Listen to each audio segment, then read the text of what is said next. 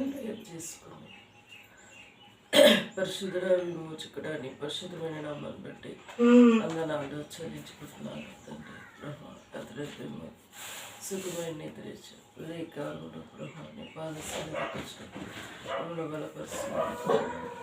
నీ వాక్యం చదువుతుండగా ప్రభా మాతో సరిది ఉంచు వేసిన స్తుతించి ప్రార్థించి వేడుకుంటున్నాను తండ్రి. కీర్తనలు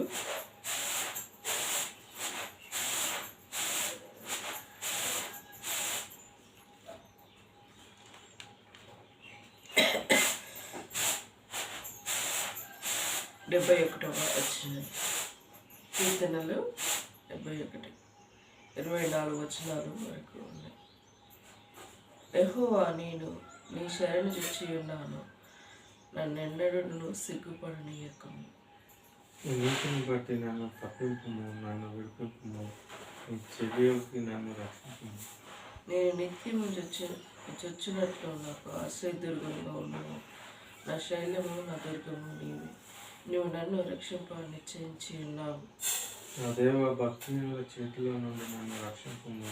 కీడు చేయి వారి పట్టుదల నుండి, బలాత్కారుని పట్టుబడి నుండి నన్ను రక్షింపుము. నా ప్రభువా యెహోవా, నా నిరీక్షణాస్పదం నీవే. బాల్యం నుండి నా ఆశ్రయం నీవే. గర్భము మొదలుకొని నువ్వే నాకు ప్రయాసపడేటివి. తల్లి నుండి నన్ను ఉద్ధరింపజేయు వాడవు నువ్వే. నన్ను గూర్చి నేను నిత్యము స్తుతిగానం చేయుదును. మళ్ళీ ఆ వచనం చదువుతా విను. గర్భవాసినైన మొదలుకొని నీవే నాకు ప్రాకుడవై ఉంటివి. తల్లి గర్భం నుండి నన్ను ఉద్భవింపజేసిన వాడు నీవే. నిన్ను గూర్చి నేను నిత్యము స్తుతిగానం చేయుదును. నేను అనేకులకు ఒక వింతగాను ఉన్నాను, అయినను నాకు బలమైన ఆశ్రయము నీవే. నా కీర్తనతో నీ ప్రభావర్ణములతో దినమంతయు నా నోరు నిండి ఉన్నది. వృద్ధాప్యమందు నన్ను విడువాడు. నీ బలము క్షీణించినప్పుడు నన్ను విడవకుము. నువ్వు అక్కడ నా ఉన్నక్కడ నా చదువు, నీ ఉన్నక్కడ నీ చదువు, దాని అర్థము మారిపోతుంది. అర్థమైందా? తొందర ఏం లేదు. నా శత్రువులు నన్ను గూర్చి మాట్లాడుకొనిచున్నారు. నా ప్రాణం కొరకు పొంచి ఉన్నవారు కూడి ఆలోచన చేయుచున్నారు. దేవుడు వారిని విడిపించను, తప్పించేవారు ఎవరునూ లేరు. వారిని తరిమి కొట్టుకొనుడి అని వారు అనుకుంటున్నారు. తరిమి పట్టుకొనుడని వారు అనుకుంటున్నారు. దేవా, నాకు దూరంగా ఉండకము.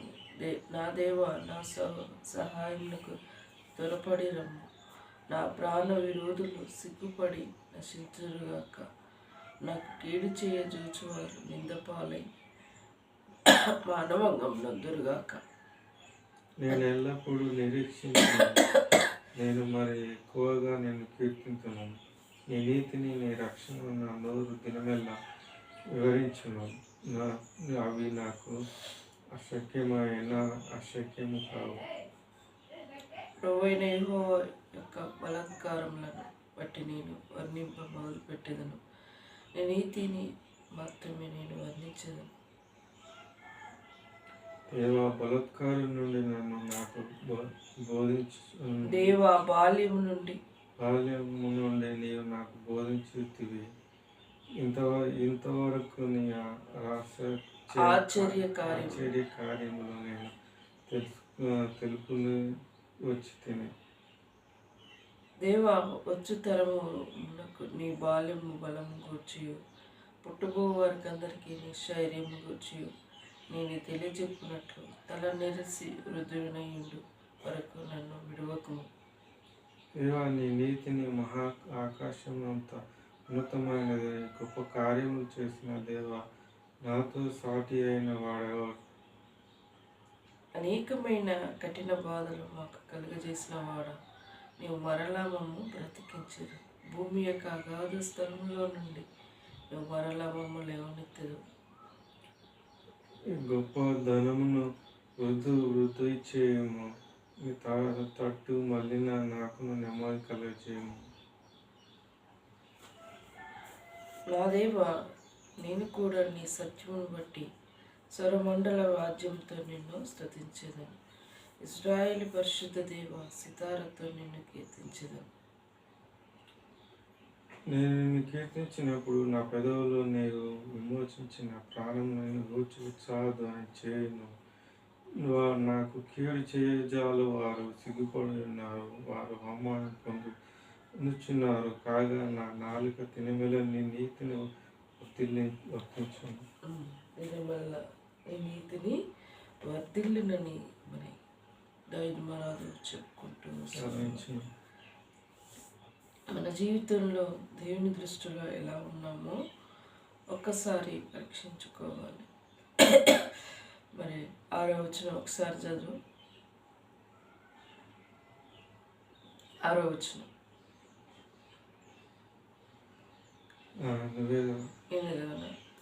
గర్భవాసినైనది మొదలుకొని నీవే నాకు ప్రాకుడవై ఉంటివి. తల్లి గర్భం నుండి నన్ను ఉద్భవింపజేసిన వాడు నీవే. నిన్ను గూర్చి నేను నిత్యము స్తుతి గానము చేయను. అంటే తల్లి గర్భంలో ఉన్నప్పటి నుంచే నేను నిన్ను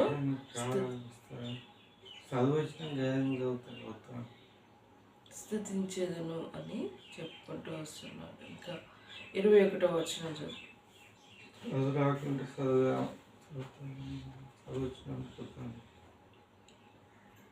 సరే. నీ గొప్ప ధనమును వ్యర్థం చేయము, నీ తట్టు మరలి నాకు నెమ్మది కలగజేయము.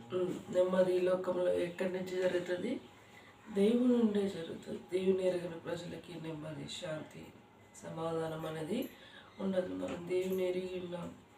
మరి ఎరిగి ఉన్న ప్రజలకి శాంతి, సమాధానం, నెమ్మది, ఆదరణ అనేది ఉంటుంది. దేవుని ఎరిగిన ప్రజలు ఏం చేస్తూ ఉంటారు? చీకట్లో బ్రతుకుతూ ఉంటారు. మరి చీకట్లో బ్రతుకుంటే వారి ప్రాణం ఎప్పుడు ముగుస్తుందో ఎప్పుడో మనకే తెలియదు. మరి అంత భయంకరమైన జీవితాలుగా ఉంటాయి. మనం అలా వండుకొని మనం పడుకునేది మొదలుకొని ఉదయం వరకు లేచి మనం చేసే పనుల్లో కూడా దేవుడు తోడుగా ఉంటాడు. మనకు ఏం చేసా ఆ యొక్క ఆప్తుల భద్రత అనేది ఉంటుంది. అందుకే లాస్ట్ వర్షంలో చెప్పాడు దేవుడు 23-24, నేను నిన్ను గూర్చి కీర్తించేదను. నా పెదవులు నీవు విమోచించిన నా ప్రాణంను నిన్ను గూర్చి ఉత్సాహధ్వని చేయను. నాకు కీడు చూచి వారు సిగ్గుపడుచున్నారు, వారు అవమానం పొంది ఉన్నారు. కాగా నా నాలుక దినమిల్ల నీ నీతిని వర్ణించును. దావీదు మహారాజు జీవితంలో కీడు చేసానికి చూస్తూ ఉన్నారు. మరి ఈ రోజులలో ఏం చెప్తూ ఉన్నారు? తల్లిదండ్రులు చెప్తే వినాలి, అక్కడికి చెప్తే వినాలి, నేను చెప్తే వినాలి, నువ్వు చెప్తే వినాలి, చెప్తే వినాలి కాడికి పోతుంది. కానీ దేవుడు చెప్తే నువ్వు ఎంత వింటున్నావు అనే ఆలోచన, జ్ఞానం లేదు. దేవుడు ఏం చెప్పాడు? బైబిల్ గ్రంథంలో ఏం చెప్పాడు? భక్తులైన దావీదు మహారాజు మరి ఆయన 3 సార్లు ప్రార్థన చేసుకునేదట. ఉదయం, మధ్యాహ్నం, సాయంత్రం. మనం చేసేది 2 సార్లు చేసుకుంటాం కదా. ఆయన సమయం దొరికినప్పుడల్లా ప్రార్థన చేస్తాం. మనకు సమయం ఉండి కూడా మన పనుల్లో మనం వెళ్ళిపోతాం. సో అది కాదు పాయింట్. దేవుడు చెప్పినట్టు వింటున్నామా అని ఒకటి మనం గుర్తిరగాలి. మనుషులు ఏం చేస్తూ ఉంటారు? అమ్మ చెప్తే వింటే, నాన్న చెప్తే వింటే, అక్కలు చెప్తే వింటే, ఆయన చెప్తున్నట్టే వింటున్నావు, నేను చెప్తే వింటున్నాను. వారి అధికారంలోనికి తెచ్చుకోవాలని చూసుకుంటూ ఉంటారు. చిన్నపిల్లలు కూడా, తల్లిదండ్రులు కూడా అంతే. రాని చిన్నోడిని కొడుతుంటే మనం దగ్గర తీస్తాం. ఓకే, చిన్నపిల్లలు ఒకరు కొడుతుంటే ఒకరి దగ్గర చేసి అలా చేయకూడదు. చిన్నప్పుడు బాలుడు నేర్వలసిన త్రోవ నేర్పు, వారు పెరిగి పెద్దవాడైనప్పుడు దాని నుండి తొలగిపోవడని చెప్పాడు. మరి చిన్నప్పుడే వాళ్ళు తప్పు చేసినప్పుడు గద్దియాలి, కొట్టాలి, మరొక దగ్గర తీసుకోవాలి. ఇంతమంది ఉన్నాం కాబట్టి చేస్తాం. ఒకరిద్దరు ఉన్న కారం ఇద్దరు కొట్టకూడదు. వాళ్ళు ఎక్కువ భయపడుతూ ఉంటారు. ఒకరు ప్రేమించే మనసు ఉంటుంది, ఒకరు అది శిక్షించే మనసు ఉండదు. అందుకే మా అమ్మ కొట్టినా మా నాన్న దగ్గర తీసుకుంటారు. అలా చేయదు నాన్న అంటే వాళ్ళు తప్పులు సర్దిద్దుకుంటారు. అదేవిధంగా మన కుటుంబంలో ఉన్నప్పుడు అందరూ ఉంటారు. తప్పు చేసినప్పుడు కాము ఉంటారు. అట్లా అనకూడదురా, చేయకూడదురా అందరు ఏకదాటిగా ఎందుకట చేసినవరా అందరూ ఆశినాం అనుకో, అక్కడ వాడు ఇరిటేట్ అయిపోతాడు. అమ్మో ఇంతమంది నన్ను అన్నారే అని ఏం మాట్లాడు. ఆ చాయిస్ వాడికి ఇవ్వకూడదు.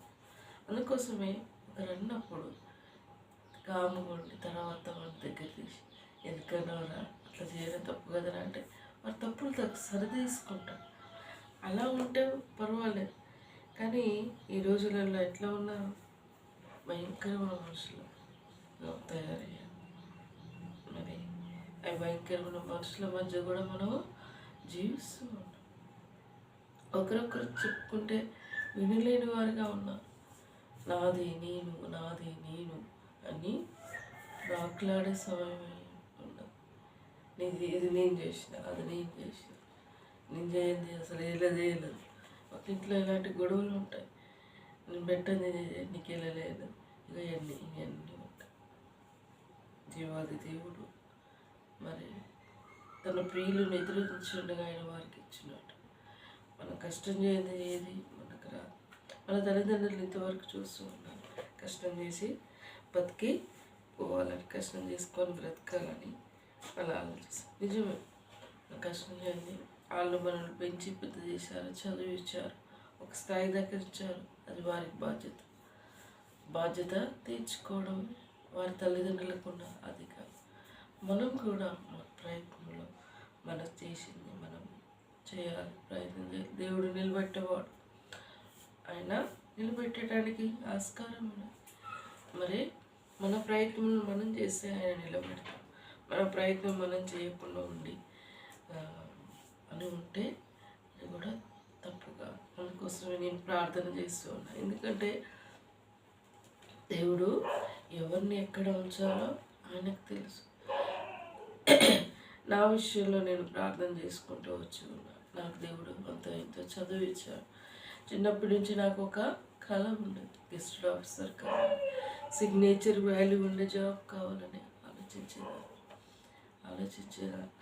అయితే నేను ఆగిపోయిన స్టడీని మళ్ళా కొనసాగించి డిగ్రీ పూర్తి చేసుకున్నాను. పీజీలో అడుగు పెట్టాను. అయితే దేవుడు నాకంటూ ఒక వచ్చింది, గ్రూప్ 1కి అప్లై చేసుకునే ఛాయిస్ వచ్చింది.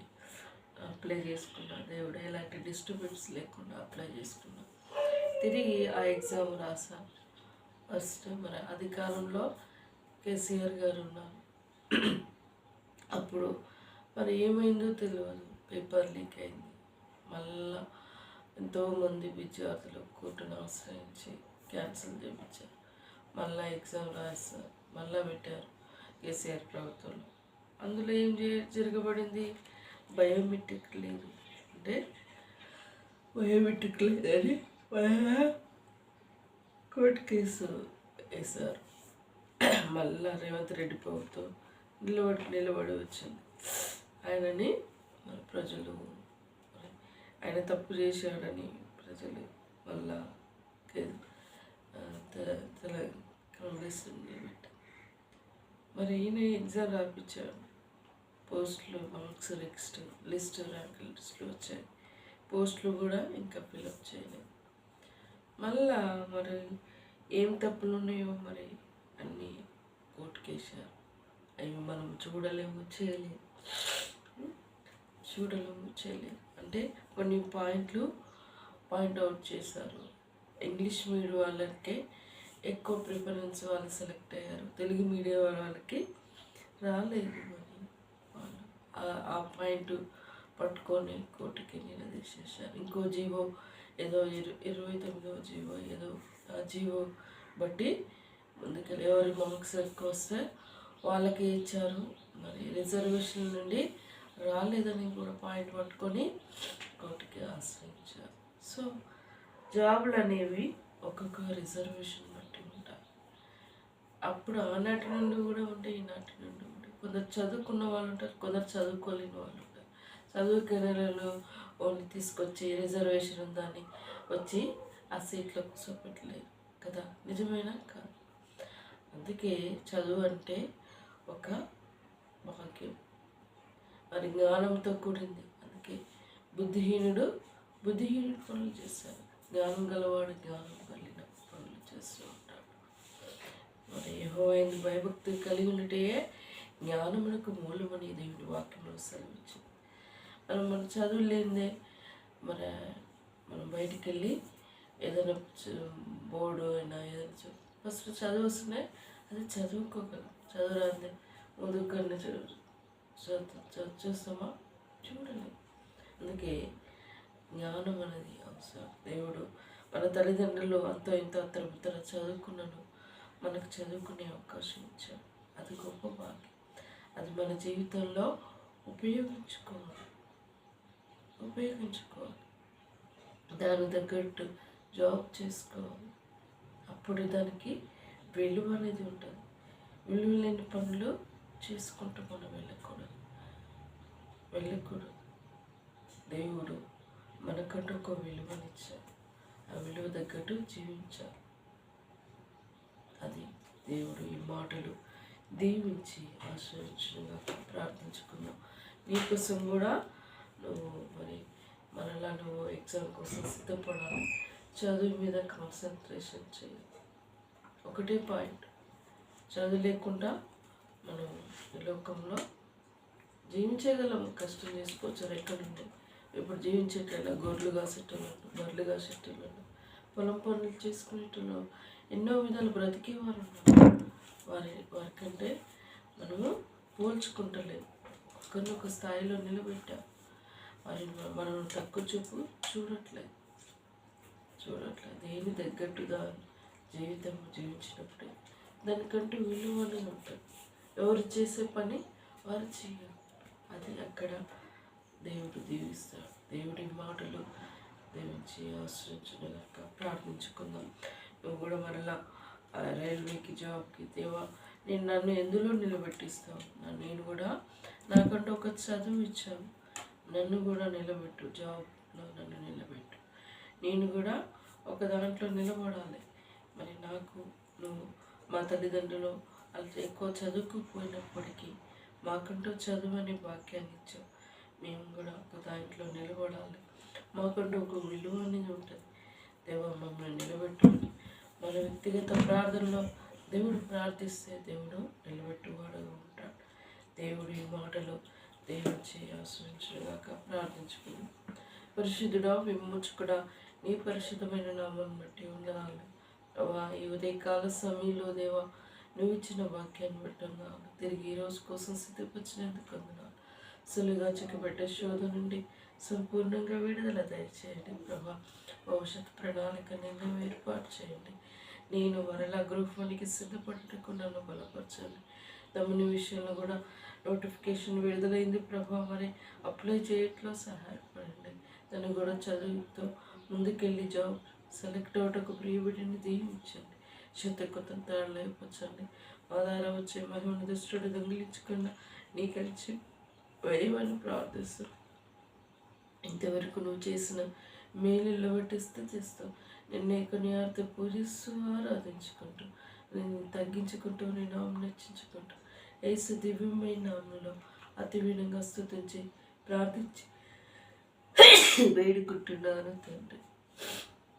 యేసు రక్తమే జయం, సిల్వ రక్తమే జయం. యేసు నా సంపూర్ణ విజయం కలుగునుగాక. అపవాది క్రియలు అనంతం నాశనమగునుగాక.